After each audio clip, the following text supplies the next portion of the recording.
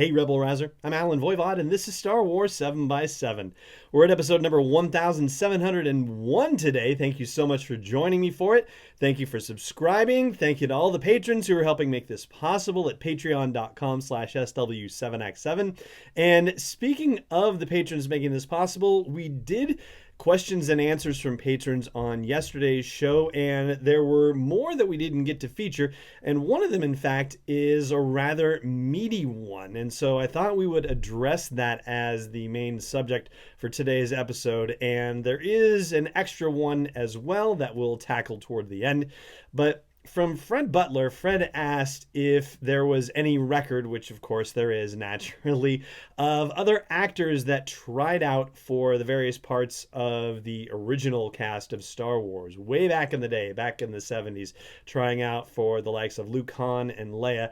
And yes, the list of characters, or the list of actors who tried out for those characters, is rather remarkable, and it goes beyond just those three. There are actually a couple other ones to talk about as well, but probably the easiest and most straightforward one to talk about is the character of Luke Skywalker. So Mark Hamill tried out for it, as we all know, and got the part, but there were a couple others that have been mentioned over the years who tried out for it, including William Catt, who is best known for being the greatest American hero on that TV show that appeared on ABC, and also Charles Martin Smith, who was a cast member in American Graffiti.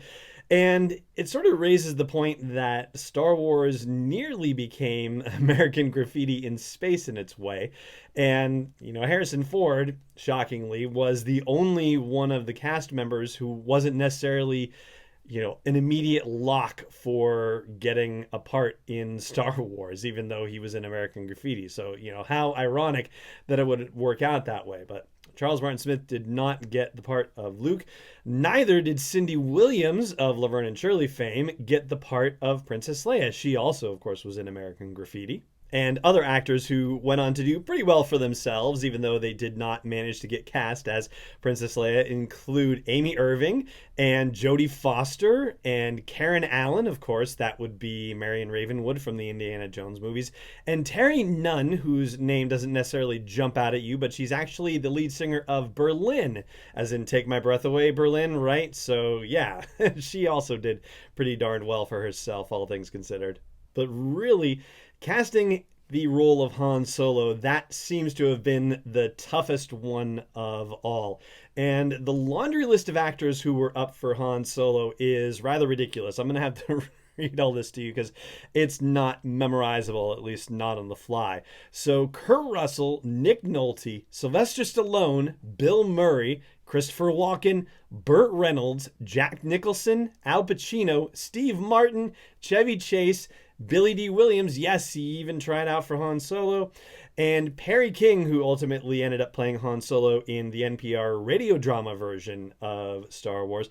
All of those folks tried out for the role of Han Solo. Man, how different would it have been if Chevy Chase or Bill Murray had been cast as Han Solo? I mean, it's rather interesting to see multiple Saturday Night Live actors involved in the auditions for this part. So that's it for your three main characters, but there are also three very important supporting characters, one of whom I guess you could say is kind of a main character, who also could have gone in entirely different directions. For a start, Toshiro Mifune, who is a Japanese actor best known for being in Akira Kurosawa's The Hidden Fortress. Perhaps he's not best known for that, but I would say best known for Star Wars fans, potentially, because that's one of the movies that inspired the original Star Wars. He was under consideration for the role of Obi-Wan Kenobi, and it seems that he may also have been under consideration for the role of Darth Vader as well. But one thing we do know for sure is that the role of Darth Vader's voice, which went to James Earl Jones, had also been offered to none other than Orson Welles. And so, yeah, another way that Darth Vader could have been much different. And I guess Toshiro Mifune had initially rejected the possibility because at the time, sci-fi movies did not necessarily look really awesome. They kind of looked cheesy and campy, and he thought that it would ultimately denigrate the idea of samurais and what, they are supposed to be and portray. And so that's ultimately why he didn't go along with it. But, I'm sure that's perfectly fine for him too. So yeah, Obi-Wan and Darth Vader both had a couple of different options that could have affected how they appeared. And last but not least, Anthony Daniels as C3PO. So he was going to perform it, and ultimately George Lucas wasn't happy initially with his vocal performance and auditioned. I've seen reports that say as many as 30 different voice actors to do it, including Richard Dreyfuss. So again, there's another American Graffiti connection. But also Mel Blanc, the man of 1,000 voices who did all the Warner Brothers cartoons, Bugs Bunny, and every single character you could possibly name there. Apparently he is the one who kind of said to George Lucas, hey, this Anthony Daniels guy, like, he's kind of got it down, so why don't you give it to him? And ultimately Anthony Daniels has made history as being the one of the only characters to appear in all of the Star Wars movies, and in fact the only actor to appear in all the Star Wars movies, since he appeared not as 3PO but as another character in Solo: A Star Wars Story.